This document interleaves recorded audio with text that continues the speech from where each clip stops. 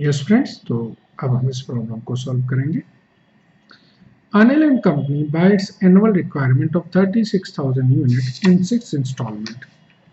Each unit costs rupees 1 and the ordering cost is rupees 25.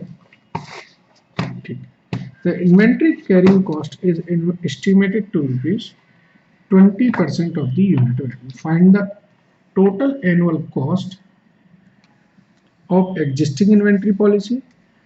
Okay, how much money can be saved by EOQ? चलिए, तो पहले हम देखते हैं कि एग्जिस्टिंग पॉलिसी क्या कहती है।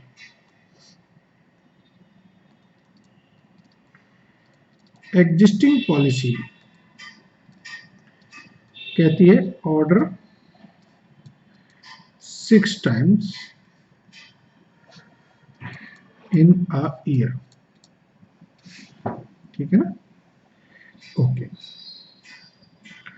तो ऑर्डरिंग साइज क्या हो गया? ऑर्डर साइज हो जाएगा 36,000 डिवाइडेड बाय 6, यानी कि 6,000 यूनिट। ओके, तो ऑर्डरिंग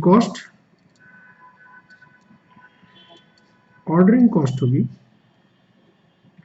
6 इंटू 25, 150। स्टोरेज कॉस्ट क्या होगी?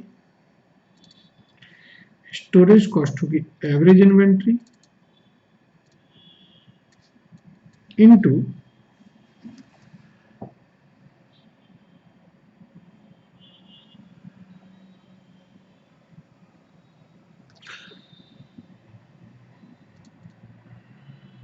Storage cost. तो एवरेज इन्वेंट्री जो आपका स्टॉक होगा उसकी हाफ एवरेज रहेगी, और स्टोरेज कॉस्ट क्या है? 1 रुपीज कॉस्ट का 20% आपकी स्टोरेज कॉस्ट है। तो 6,000 का हाफ हो गया 3,000, और 3,000 का 20% यानी कि 600 रुपीज। तो ये हमारी टोटल कॉस्ट आई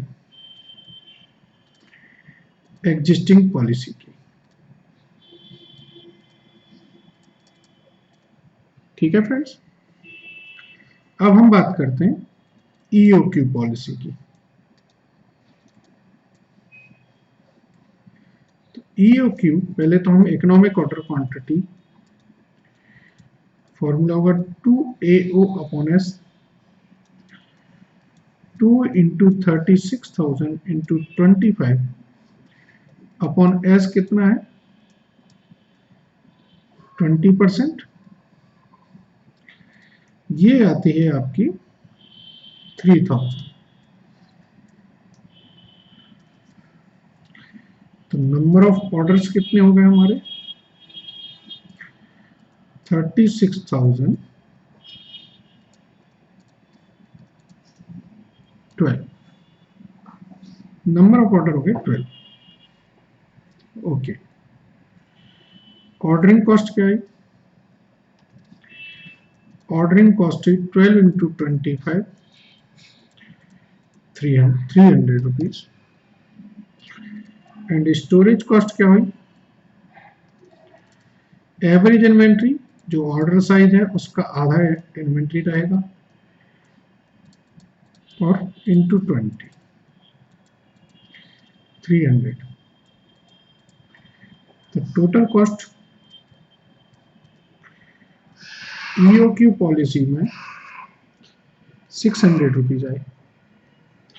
ये आपकी पॉलिसी थी एग्जिस्टिंग और ये ईओक्यू। इसका मतलब क्या है? सेविंग ड्यू टू ईओक्यू क्या हो गया? 750 माइनस 600, 150। ठीक है ना?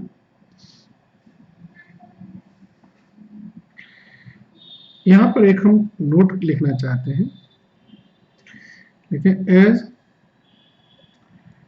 The purchase price is same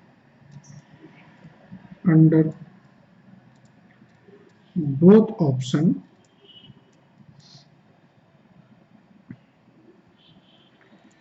it is ignored. If it is changing,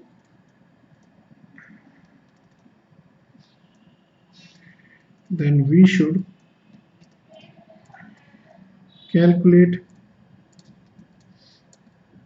total cost considering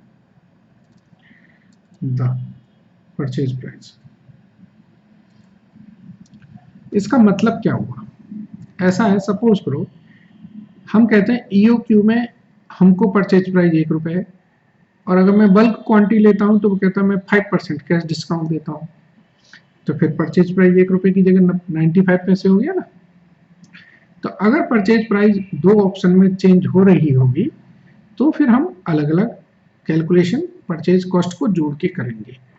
चूंकि सेम है इसलिए हम उसे हटा दिए, मतलब इग्नोर कर दिए उसे। ठीक है फ्रेंड्स, चलिए आगे बढ़ेंगे। Thank you.